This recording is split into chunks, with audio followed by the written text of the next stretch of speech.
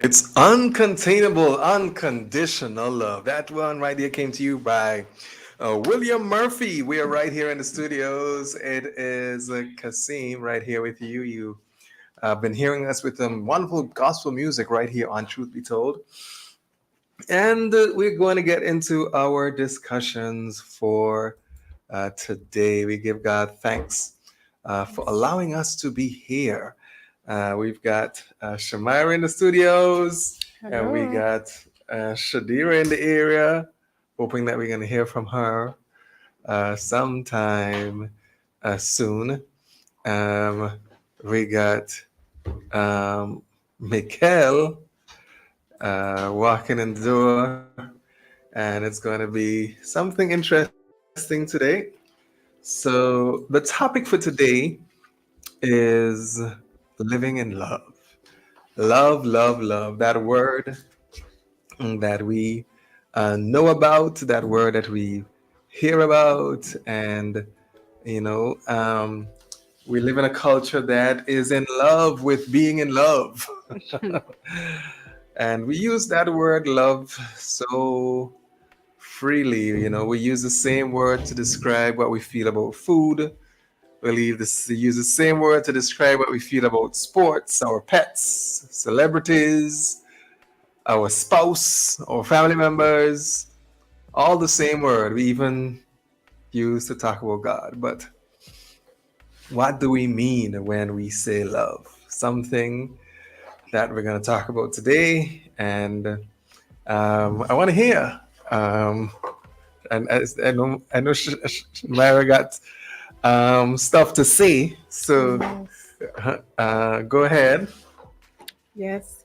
I got my questions. The first one I'm gonna Uh-huh. throw out is, in your definition, what is love? What? Simple. Simple.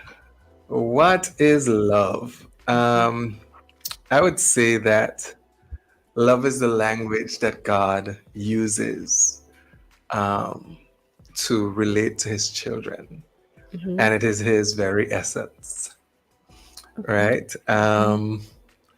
But the thing about it is that God, that famous Bible scripture that everybody know from Sunday school. So for God so loved the world that He gave His only begotten Son, that whosoever believes in Him should not perish but have everlasting life. Everybody knows the verse. And the thing about it is that God loved, but He didn't go and have this, medieval voice in the sky that everybody could be hear and say, "I love you." No, He didn't do that.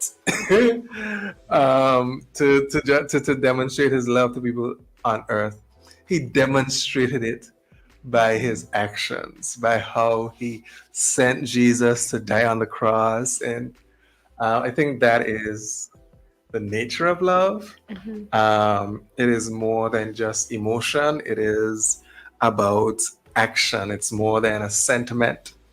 It's something that is intentional, it has to do with actions, as I said. Mm-hmm. And when we understand it, then when we hear that Jesus loves us, it has more meaning.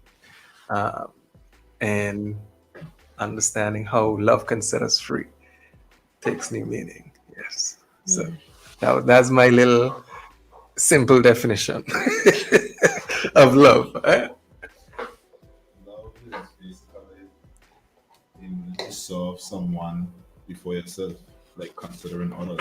Mm-hmm. Yeah. Okay. Good, good stuff.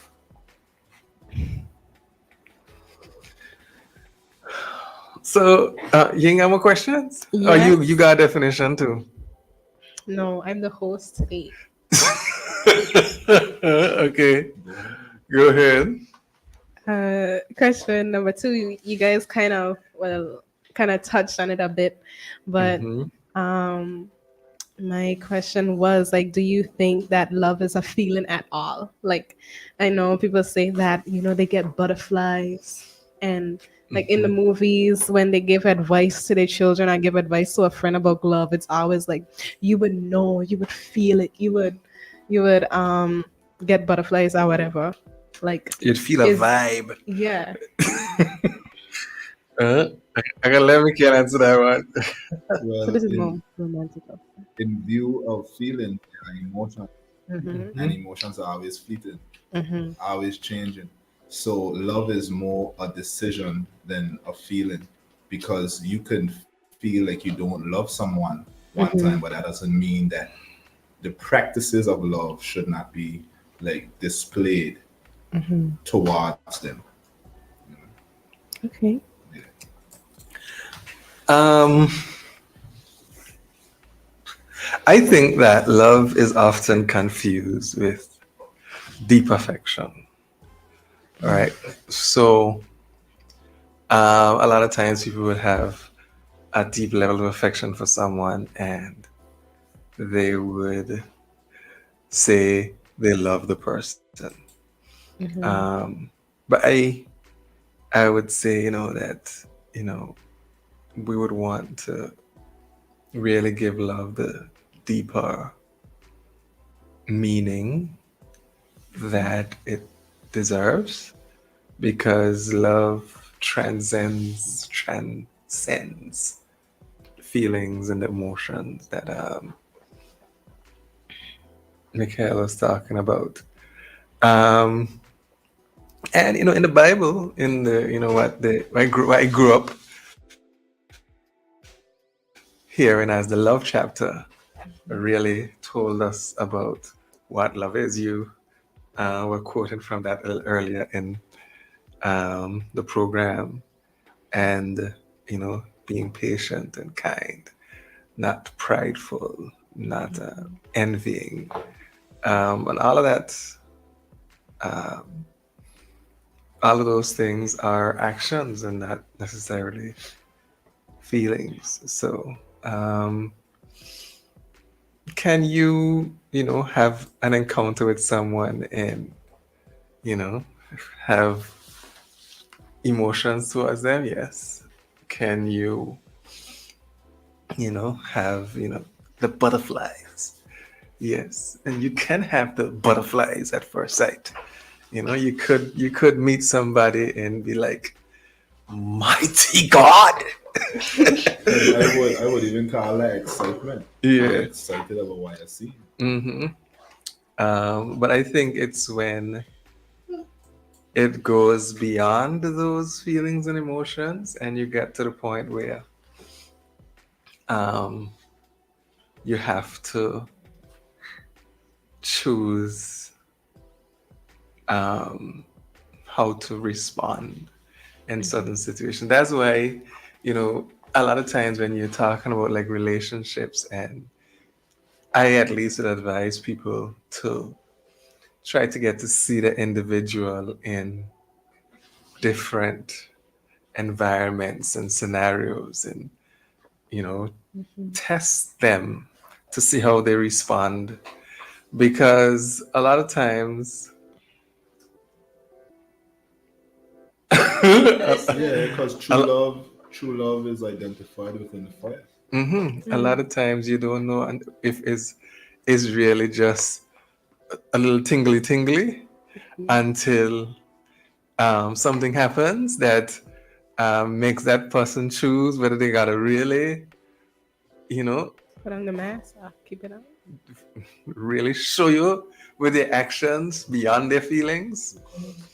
And that's when you would know whether it is love or not.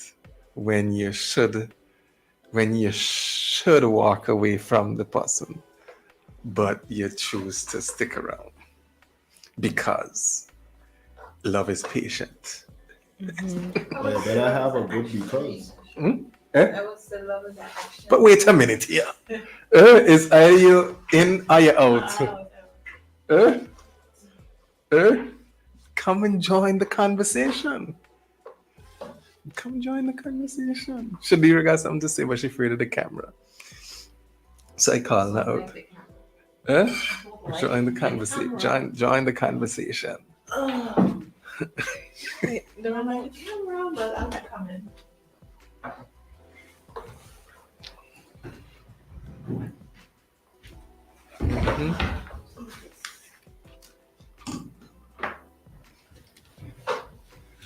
go ahead and say what you were adding in, what you're going to add in. Number you. Based on what you said just now, I would say love is an action and an emotion.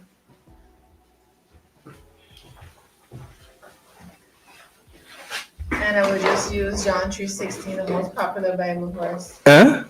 I said, based on what you said just now, I would say love is an action and an emotion. I would use the popular scripture, John 3:16, which everyone knows, which displays um, action and emotions. Uh-huh. Let's explain. I mean, how does it display action and emotion? If you love someone, what follows after that is action. You're gonna show it. You're not gonna love someone and not show it. Just like a mother, well, because I'm a mother in here. When you give birth to a child, you're not just gonna watch a child. You love the child. The next thing you want to do is hold the child. It's just a natural response. You want to hold the child, embrace the child. That's an action. I just only use that example. You can't love someone and not show no action. Yeah, but then when we're saying love is action, so the love is in the action. Mm. The love is in essence has a kind of well, God is love, so that's the kind of love we're talking about. Unless you want to talk about the different types of love. But people can display love, but not really love somebody. That's true. But they can show display of love Mm-hmm. just to keep up with the appearance. Yeah, but you're correct, and my butt isn't to say that you're not. Mm-hmm. But you're making the point that I was making earlier. Oh, In that is when you try it, is when you're gonna know. Is when you're supposed to be patient and you can't extend that patience. Are you supposed to be kind in certain circumstances and you're not kind in those circumstances? It's when you're supposed to be enduring through and you can't find it within you to endure. This is how maybe you might even within yourself be able to evaluate, do I really have that level of love for the person that you're talking about? But that is the type of love we should have for everybody, truth. right? So because if we're talking about a spouse now, you're talking about the eros love, the love for your spouse, the love that Romantic love. comes with the desires and the you know the the Cupid kind of love, the Cupid. the Valentine's Day kind of love, the physical attraction love, that's eros. That is the kind of love that is supposed to be reserved for marriage. Yes. Oh, sweeter. Okay. Right. God is, I think God is very clear in the Bible that eros love is reserved for marriage. In the biblical Romans culture, the Greek culture, that promiscuity was rampant. If you look at it, all of these sculptures and things you see from Roman history, how vulgar and promiscuous they are. Yes. So Paul had to warn the Romans and the Corinthians about succumbing to immorality and fornication and lust, and the marriage bed is undefiled. Yes, but the love that we're talking about is something that is pure, it's clean, and it's something that we should be able to extend to everybody because it's like we're extending God to everybody. Yes. So, continue. You got more questions? Yes. So Okay. while you guys just talk about kind of tie into my next question, I was gonna you see how you say God is love, right? The Bible says it that God is love. So do you believe that non-Christians can experience true love? Not just romantically, but just saying like you love your friend or whatever, like in that space of love in the world, do you think that's true love? Like do you think it's possible Yes. to Is I don't know if that's the right question. okay. My question would be: is it true love or is it godly love? Because there is such a thing as brotherly love that I think anybody can um, relate to each other. That I think is in the Bible, it's storge or something like that. That's that kind of love, that brotherly love. I think brothers on the block all the time. They have a love. But Hey, bro, you family. Yeah. but my question is, if they don't have the revelation of God in their head, who is love, is it still true love? I, Like, I would like to say this. Mm-hmm. When when they were building the Tower of Babel, Mm-hmm. they weren't Christians, Mm-hmm. but because they are produced by God, Mm-hmm. humans, Mm-hmm. they had certain capabilities. Mm-hmm. Because of their unity, they were able to do certain things that are like of a God mindset. Then anything they put their minds to do, they will what accomplish. So I feel if they could go to that capacity, I feel because we are made up in the image and the likeness of God as human beings, that we are quite capable of um, of showing forth the love of God in different ways, even though we're not Christian, you know, because it's like to sacrifice. Do not think about yourself, but sacrifice for the benefit of another. okay. But, I think they can display love, mm-hmm. but the love that they display would not be based on God's love, but they can display love based on their belief system. Mm-hmm. Yeah, that's what my response would have been. That you're correct that we're all created with a capacity that God has given us in His likeness. The thing about that is that um, a non-believer is loving out of their own capacity, whereas a Christian is loving out of the God in them. If you understand the difference of it, it's like I can love you the way I know how, versus there's a difference because I know for sure, no matter how much I, as an individual, might want to love everybody in the world, there's no way in my own personal capacity. Maybe there's somebody like that in this world, but there is so much evil in this world. I know me within myself can look at some of the people that I see, like the pedophiles and the serial killers. The only way I can look at them and see I can still love them is the God in me. You understand what I'm saying? Yeah. And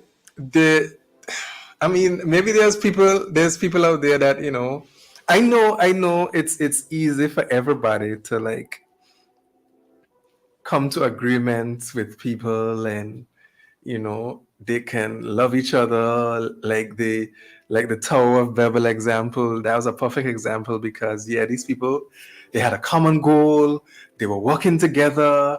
Yeah, But what about people that are different to you? What about people that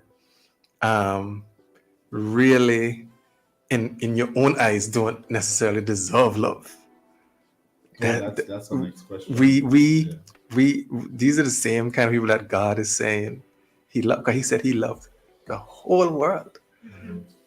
If we are to say that we're loving with the love of God, is to be able to love like that. And I don't necessarily believe that the average person has it within themselves to love everybody like that. No matter who you be, there's gonna be somebody that you look at and some kind of hate rise up in you. For example, if someone kill your child, Mhm. it's gonna be hard to love them with the love of God. You should love them with the love of God, Mhm. but it's not gonna be difficult. Mhm. Because all you feeling is hatred for that person, and you're looking at the evil that they have done. Yeah. So that would be my response. I do believe, as I said earlier, that we can love, brotherly love, like the way you love your family, the way you love your coworkers. I think there's a capacity within everybody, it's within humans, to have those relationships you have with the people that you work with, people in your home, people that you're in the gym with. I think everybody has that capacity to connect with and have some affection for people, but that God kind of love, I ain't too sure. What that. That's a fair answer. More questions? Yes. What questions you have? I have three more, Matt. Three more. So far. Good question so far. Mm-hmm. My next question was, in First Corinthians 13, it makes love practical. And they have this list of things. And like out of that list, what to you is the hardest to do? Like the hardest area to be more like Jesus in? First of all, let's share the list. Trying to pull it up here and the computer. The list is: love is patient, love is kind, love does not envy, love does not boast, love is not proud, love is not rude, love is not easily angered, love keeps no record of wrong, love rejoices with the truth, love protects, love trusts, love hopes. Which version are you reading from? I was just I was just adding in all based on not just what the verses say, but based on what the overall passage saying. Love perseveres, love never fails, and love is the greatest of all of them. So the question was, which one do we struggle with the most? Yeah, like what's the hardest? Which is the hardest one? Okay. Talk more like filial and the different types of love. No. Okay. No, like you know how in First Corinthians 13 it lists up what love is and what love is not. Like out of those, in your experience, what is the hardest? Like what? Mm-hmm. So out of extending love and patience and kindness and not envying when it comes to love, not boasting, Mhm. not being proud, not being rude. Which one of those is the hardest? Well, I'll say this. I know in personal in our lives we could look at those and say, okay, I could develop this, I could develop in that. But I feel because it's love, it comes with all of these things. So it's like whatever you do, you could absorb the situation, absorb yourself, and say, according to that, am I walking in love or am I not? Like it's a, a mirror to see if you look like it. Mm-hmm. But when you're looking at yourself in the mirror, which one you find you need to work on the most? Kindness. Kindness. Yeah. Okay. You gotta answer this question too now. Okay. I'll answer it. Eh? Chadira? Me? Yeah. Rude.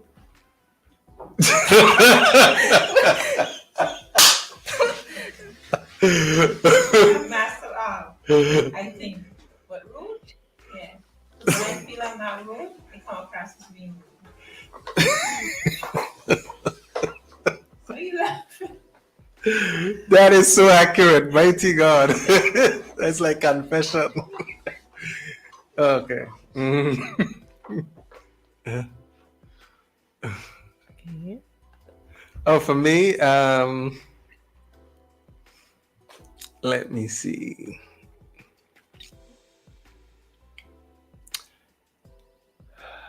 I would say it keeps no record of wrong. Teeth. Really? Just because no, because of how my mind works, and I think I have matured. My mind just keeps a record. I don't see that for you though, but Which one you see for me? no, I didn't really check which one is your weakest, but that one, keep the records of wrong. I didn't think you struggled Yeah, I with mean, as I said, I've matured, so it's I let things go. But I think that that's the one that, because of my past, is always at the front of my mind that I have to be conscious of. Yeah. I said teeth because I was gonna say the same thing. Mm-hmm. My mind as well. Like I can, especially words. I can remember words like very well, and that is kind of a pro and a con. So yeah, my mind does have records, but Okay.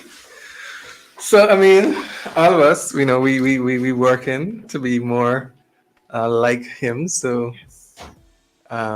it's ain't nothing wrong with confession is good for the soul. At least we know what area God is building us up in. Another question? yes. You guys were talking a while ago. You were saying that there are certain people that are hard to love. How do you deal with that? Like, yes, it's a God in you, but how do you allow the God in you to come forth? Praying fast. Speaking tongues for me dumb. Chadira?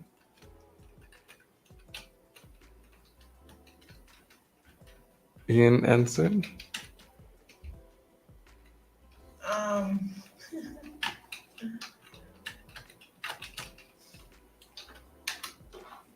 I don't know if it's a rating,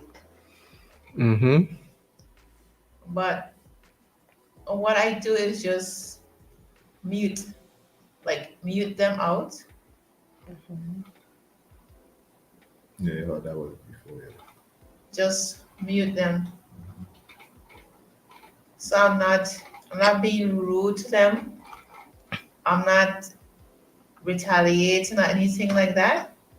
But just to keep the peace, I just mute them. It's almost as if they're not present. Only one thing I would say that comes to my mind for that question is that praying for them, because I think, well, at least for me, it's hard to pray for somebody if you don't have some concern for them in some way. So it's like, like the Bible said, pray for your enemies, pray for those that despise you or speak all manner of evil against you. So I would say pray, and I think in that try to develop a heart for, because you understand that it's beyond just the individual. It's probably a spiritual thing that's going on that. I mean, pray yes. I would pray yes. It'd be like if this individual or anybody for that matter do something that I know would anger me, in my head is like, you know what? Just pretend that never happened. Move along. But Okay. for me, it goes two ways. The pray goes two ways. Pray for them and pray for yourself. That too. No, That seriously. too. It's like sometimes you really gotta pray. Say, God, give me the grace to just deal with this individual. I think I'd be saying that in my head. Just the grace and then just keep it moving. And even just asking God, to teach you how to love them, and just confessing, this person is hard to love. God, how can I just be like you for them? Because it's hard.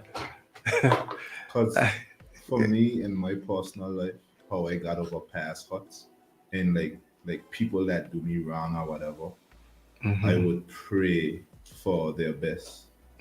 If I could do that, I know I could like have a right intention towards a person. But if I struggle in praying for them as if I'm praying for my own self, that is a problem with me that I have to sort out. hmm Um,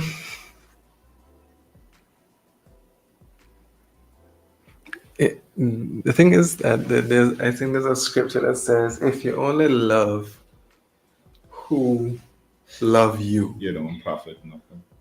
what credit do you get for that? Yeah. Right. So, um, even sinners, it says, loves those who love them. So there's nothing special about you if you only love who love you. And so you really, as Christians, the onus is on us to, be above, to be set apart in that way. That we ain't just saying this love thing to those persons that is easy to, that, because there are people that it's going to be easy for love to love, but then there are those it's going to be difficult. And we still have to make a decision with our actions, because we know this ain't an emotion thing, it's in a mind thing, it's in a will thing. That's true. It's a thing that we decide. Now love them with your whole heart. Uh-huh. The thought just come to my mind. Love them with your whole And the thing heart. about it is the way that we've been raised as well, I think makes it a little difficult for us to love the way we are supposed to love. Because, for example, we are trained, even by our parents, to tell us, don't put up with nonsense, don't tolerate people treating you a certain way. Um, um, Somebody hit you, hit them back. I was just thinking that one, but I wasn't gonna say it. But this is how we are brought up.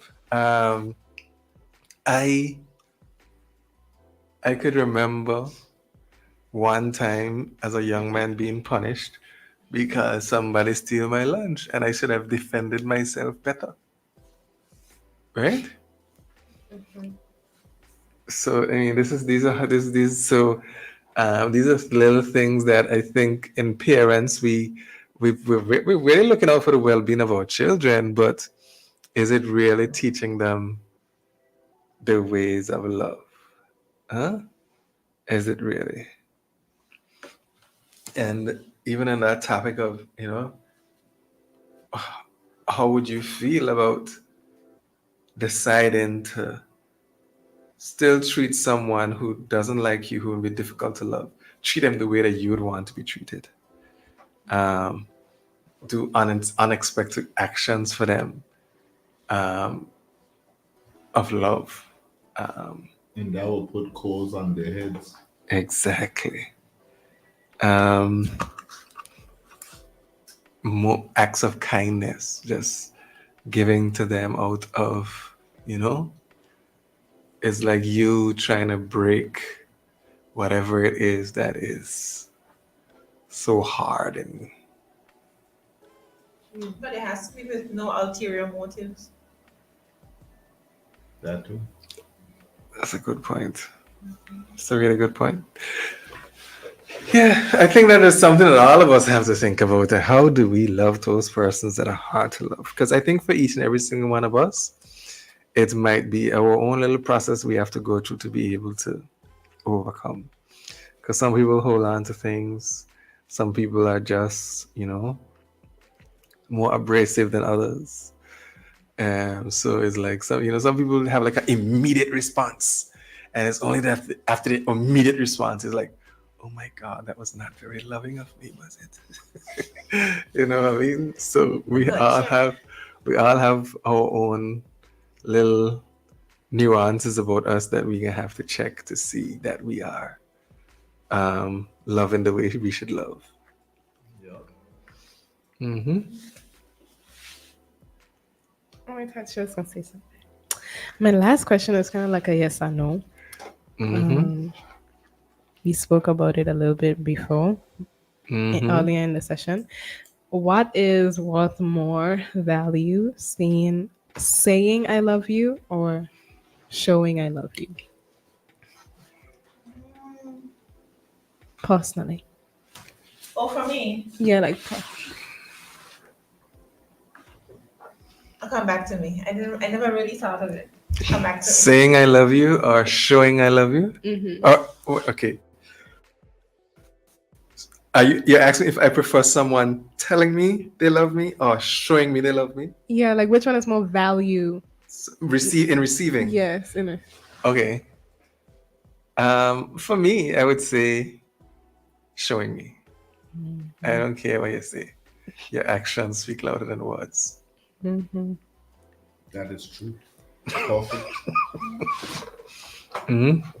Because somebody could talk all day, but after when you see that, then appreciate you for real, and especially when tough times come, you get to see the true person. True. You ready? I'll go. Initially when I heard the question, my first response was both.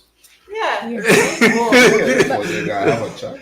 Yeah, but if I had to put one above the next, I want to feel loved. Okay. I want to experience. That's why I love God so much, because He just show me He loved me.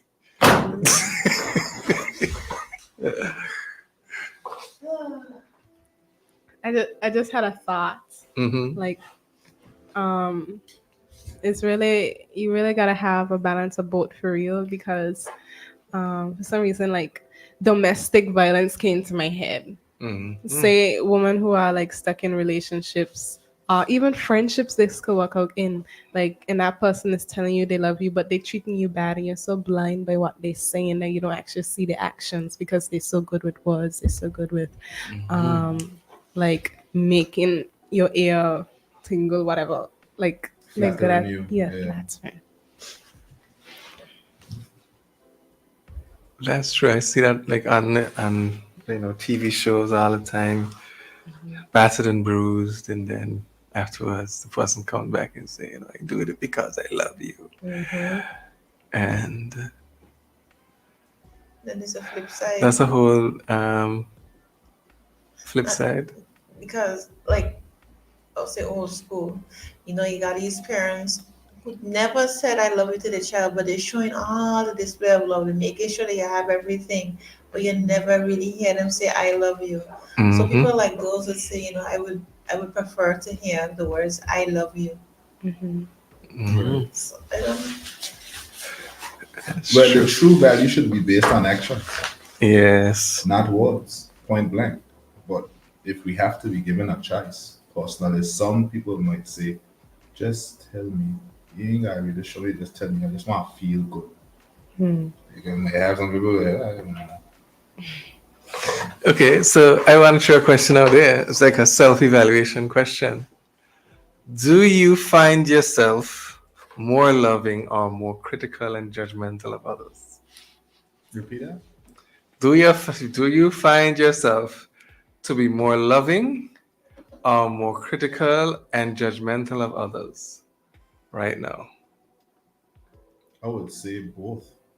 I wouldn't even know how to measure that because Mm-hmm. that's something that I have to remind myself not to judge because I could either find myself doing that sometimes. So then after I have to Mm-hmm. make the choice within that time frame to say, love, and no anybody could be anybody. So, Mm-hmm. Hmm. I so would say both. both too. Depending on who the person is, Mhm. I would say both. So it depends on who you're in contact with. It depends. Interesting. Um, I would say love. I would say love, but I still do struggle with, as I say, my mind keeps things. But for me, it's like a constant fighting against my mind. So it's like Mm-hmm. I forcing. You understand what I mean? Like fighting against my flesh, basically. Mm-hmm. Yeah, for me, I think it's love. I would see things. I might, have my opinions about everything, but I think I don't think it's even something I do. It's something that I've discovered about myself that I really don't take on much. I just go with the flow, and I don't. Um, I don't. I try not to let nothing to stress me too much. So if even when like this morning I've gotten to the job and met someone there that was it could have been a situation that like probably changed my mood and messed up my whole day, but I was like I'm not going to. I just still try to be as nice as possible, try to be as calm as possible. I usually quite chill, Okay. I think. The next question I would say is um, do you find it? I'm piggybacking off of a question that you asked her earlier. Do you find it harder to love a Christian than a non Christian? That's a There's, good question. in the fields of both those worlds, there's some that's easy, some that's hard. But yeah. Uh, That's- huh? Yeah, I would say me as a Christian, you as a Christian, anybody, we slip up, we get things wrong, we act out Mhm. of character and all those things. Just as an unbeliever might come to proper one day on a job and the next day he's a lunatic. It goes both ways. We all need Jesus. We all messed up in the head some way or some form. That's why we need Christ. So I would say both people. Some people learn faster than others. Yeah, but we have to give both people grace. Mm-hmm. I hear Shadira. Ah, but for me, it's easier to love a non-Christian. Reason why? They are real. They are more real, more transparent. Non-Christians? Non-Christians are more transparent. There are Christians who are transparent too, but I feel like the majority of non-Christians are more transparent. Christians tend to cover up before they even reveal their true self. That's an interesting statement. Reason being is that when it comes to like unbelievers, they don't really have much to lose in the spirit per se. Mm-hmm. So as a believer, you want to be more mindful on how you like display out there. So you ain't gonna just reveal your complete self to just anybody. That's for me. Um, um, Interesting. For me, it's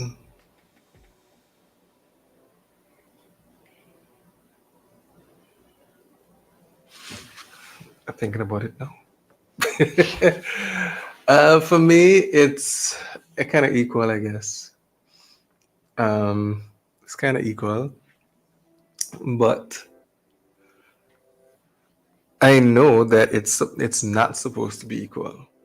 No. Why I say that is because like how we said. Well, I believe that only Christians know how to love a certain way, right? So I think that Christians should have a different level of love for Christians. That's what I believe. Just because it's built in within them, it's within our regeneration, within our born againness. Born agaainness. The that with this new life is like we're supposed to have this new ability to love, and that there's this filial love that is a kind of love that is have affection between Christians that is only between Christians. Yeah, so I think we are to extend the love of God to the world. It's love. It's unchanging. It's one type of love. But I think that when love and love pointed toward each other, it should be like a love explosion. It just kind of like a love explosion. That's how it should be. And I'm looking forward to I look forward to like really seeing that manifest itself within Christian circles, where we like love each other to that level. If the church was operating the way God designed it to be, then it would be easier to love Christians than non-believers, which that's the way it should be. But the reality, because I could say That's why I say it's kind of equal. yeah, for me. I could say what I could say what it's supposed to be. Christians supposed to love the unbelievers, but the reality is, if you really think about it, when you're engaging in an unbeliever, you you may not want to admit it, but you and yourself are displaying more love to them than you would do to an unbeliever. Because before you trying to display love to an unbeliever, you're trying to figure them out. What they're about. What's their motive? What's their intentions? You're not even thinking like that for an unbeliever. You're just listening to them and you're just loving on them. Think about it. Mm. You're not looking at unbelievers like that. That's true. That's true. That's true. That's a different, like a whole different kind of vibe, I guess. um, I definitely agree. Um, oh, then the last question that I Oh, like an unsaved person going to get saved. Come as you are. God gonna love you just the same. A Christian who backslide come back to church. No, no, no, no. You know you can't come and like this. You know the rules. You know how it's supposed to go. It's a whole different ball game for a Christian coming back. unfortunately. It shouldn't be like that. It should be like come as you are. But the reality is, it's not like that. Sorry, could I hear that question just now? The last thing. What? But she was talking about how the difference, with the practical difference between us as Christians loving sinners versus loving a Christian.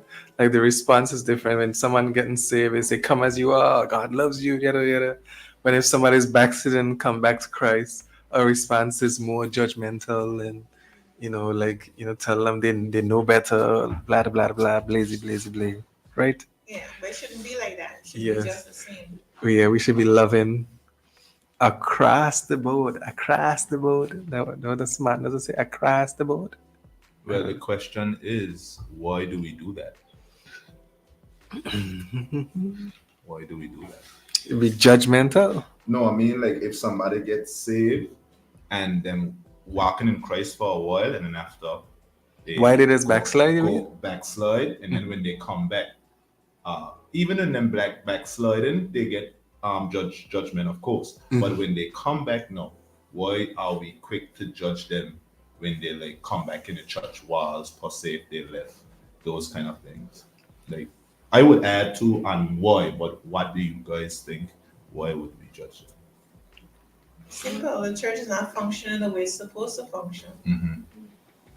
And if you have people responding like that to backsliders, remember, if a leader's acting like that, then the people who that leader's leading, they're gonna respond the same way. So in essence, the entire church is gonna respond that way.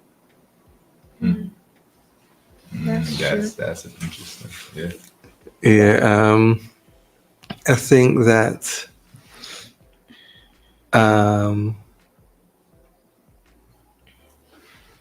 that is pride in the church, because somehow, for some reason, because you are saved and feel like you're walking right, you feel as if you're better than the person who was saved and backslidden That's how it is. and struggled.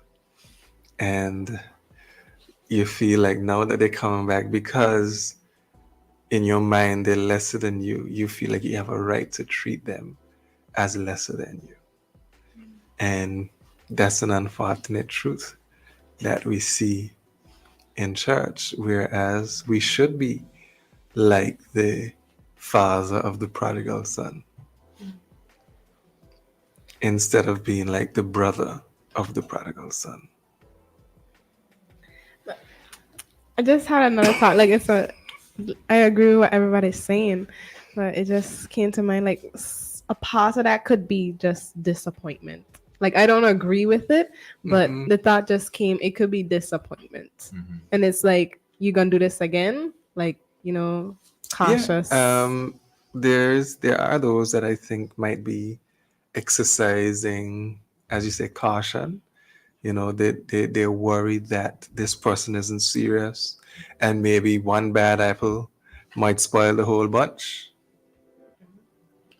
But we have to also remember not to dismiss why the person left, because the person might need counseling, somebody to talk to.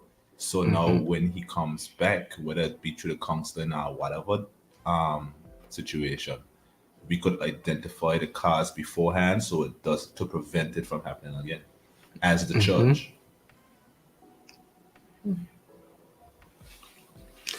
Y'all. So the next question that I wanted to throw out there, the last one that in that love chapter says that love is the greatest. Right? You remember that? Love is the greatest. Love is the greatest. It's not a song, but I was making it a song. Um, I think it is.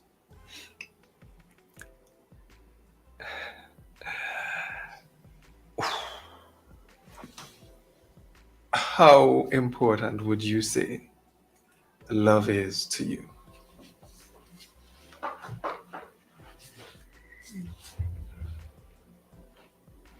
Love is of extreme importance, because without love, there can be no kind of like drive per se.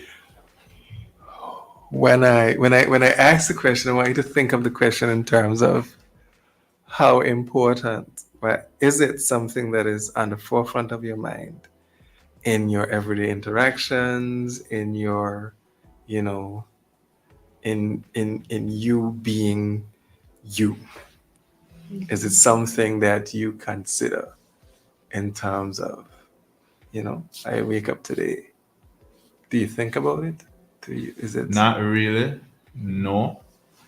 But I would say I'm more mindful of myself acting out in love than being mindful of it, like consciously thinking about love itself. Mhm. But I would say there's something to be more considerate of, not just like walking in love, but meditating on love so you could become more like it. So I would say I would need to like meditate more on love to produce more love. Okay. Yeah. Okay. As you stated, the scriptures earlier, those are good things to look Shandira, this feel like you'll be looking through me by. I would say it's on the forefront of my mind. To me, love is everything to me. Like, even when I'm planning things for my family, for the school. I mean, the way how I may display it is another question, but it's always, um, my motive is always backed by love. Everything I do, and you trace it back, is because of love. at. That's good. Yes, you might display it unconventionally, but I agree knowing you. Some people mightn't like the way you display that love. But yeah, uh, your motives are always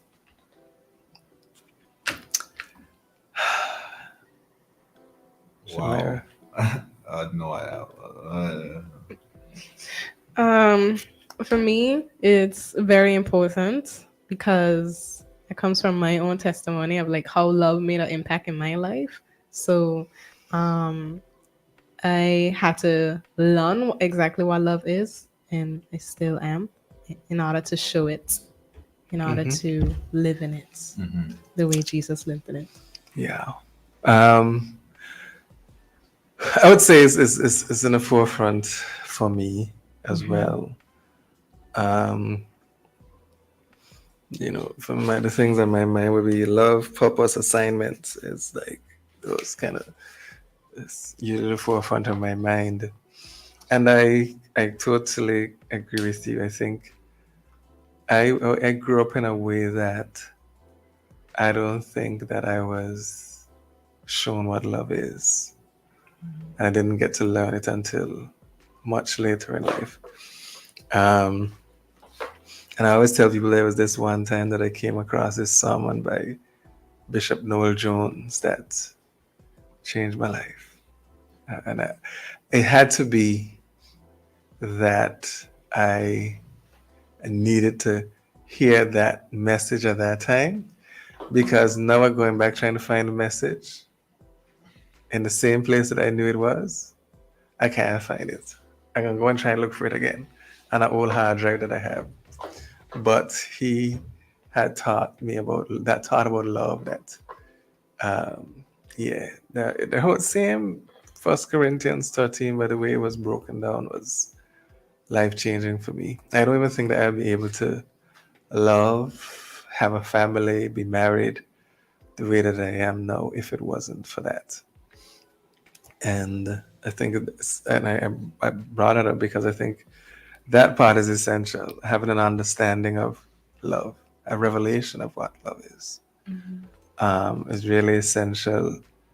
Um, if we're saying we're talking about living it out and having it at the forefront of our minds, it would not be good if you have a false or deceived perception of what love is. Then you'll be walking in error and you don't even know it. You know what I mean? So, yep. Thank God for revealing his love to us, however he has. We give him thanks for that. We got 6:42 in the afternoon here on KoolFM 103.3. I think we had a really good discussion today about love. I really enjoyed it. Shamyra's questions were good. She got to keep doing this. I think I can give her my job. No. And Full stop. and I feel that do it. she did an excellent job. I just added on more questions because we had more time, but those were some excellent questions. And at this time, I just want you guys to share what truth stuck out with you from the whole discussion. And we can start with Chadira. Oh, wow. What truth stuck out with you? What truth stuck out for me, and it was also a good reminder to love in spite of. Mm-hmm. Whether they do you wrong, um, whether you feel like some kind of envy or hatred is rising up, display love without any ulterior motives. Good stuff. Mm-hmm. Okay, looking at me like me next, me. Be kind, be patient, long suffering, all those things. I'm reminded of the fruits of the spirit, and the greatest being love, Mm-hmm. and how well, not the fruits of the spirit, but the fruit of the spirit, and how you can remind yourself in everything that you do. Is it because of love, or is it because of self? Mm-hmm. Mm-hmm. Myra. It was a refresher, I would say, and reminded me to about what love is and to love those around me. And also another thing that stuck out with me is the whole part we was talking about Christians. I think that, like, I was reflecting, and I do think that like we as Christians need to do a better job at loving each other because we family. Yes, and yes. For me, I just like as it was a reminder, and it's that love is an action thing, and I think that um, the thoughts in my mind today has been, that a lot of times we take love for granted. We don't take actual conscious steps towards doing things to show people that we love them. So that question that you asked about, whether I prefer to hear I love you or to be shown I love you, kind of reminded me, because for me, and I've always took the stance in life, to do unto others as you'd like them to do unto you. I feel like I just show people love, but I just feel like there's a um, m- more intentional, concerted effort. You understand what I mean? more intentional effort, like God, to express tangible expressions of love to people around me. Um, and yeah, so that others can see God and visibly experience God through me. Yeah, yeah. It's been good, folks. You've been tuned in. We've been here. We've been talking for about an hour on the topic of love. You heard it. We've always encouraged you to, if you feel like you want to, if you feel like you want to share your comments, you can visit our Facebook page at 150 truth be our Facebook page at facebook.com/truth be told AXA, facebook.com/truth be told AXA, or you can visit our Abba's House page as facebook.com/Abba's House AXA, or you can visit our A Real People, that's the Abba's House YouTube page, A Real People, um, and share your thoughts, share your comments. We were live today on YouTube, and we encourage you to comment, like, and share. Subscribe to us, and help us evangelize the world. For those that have listened to us via social media, we just say thank you. We're going to sign off from here now, and we're going to continue with the music. For those that are tuned in via radio, be blessed by this one from Stephanie Gretzinger, King of My